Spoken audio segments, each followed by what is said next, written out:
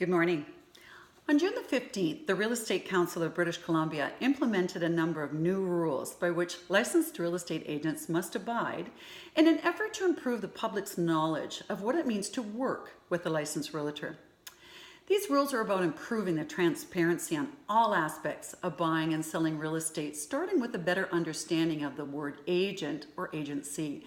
So in today's 2 minutes, I want to discuss with you one of the new forms we will be asking all potential clients to read through, understand, and then sign prior to us entering formally into a real estate relationship. This form is the disclosure of representation in trading services. Now, we may already know each other well on a professional basis or as friends or acquaintances, or we may have never met before at all. Regardless of our past history, this form, the disclosure of representation in trading services, will quickly surface. Now, why? Why are you getting this form? Well, let's start by answering this question with another question.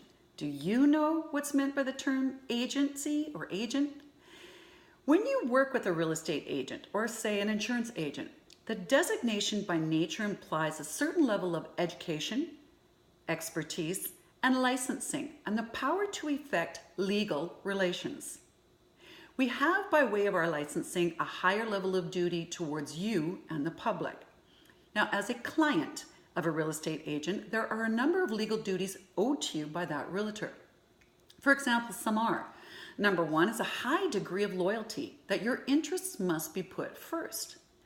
Secondly is a commitment to doing whatever we need to do to avoid conflicts of interest where your position may be jeopardized or weakened by continuing to work with that agent. So for example, if it is my listing that you want to write an offer on, or if you're in a competing offer situation with someone who's already my client, disclosures need to surface and decisions need to be made in your best interest.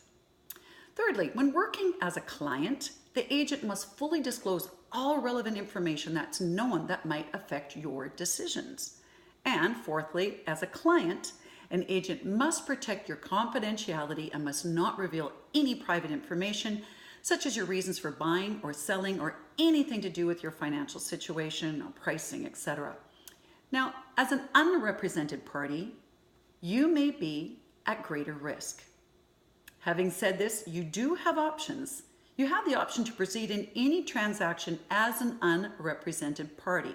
However, a new form will surface and you'll be asked to sign to the fact that you understand the added risks. Now, the one thing that I really want to make clear is that this disclosure document is not a contract. It is simply a disclosure. It is holding the realtor with which you have signed at even a higher level of duty.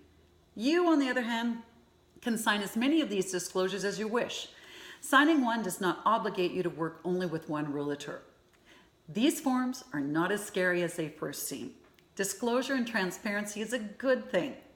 So if you have any questions or concerns about any of the new rules or new disclosure forms, please feel free to call or email me, Cheryl Soleway at gmail.com. Thank you so much.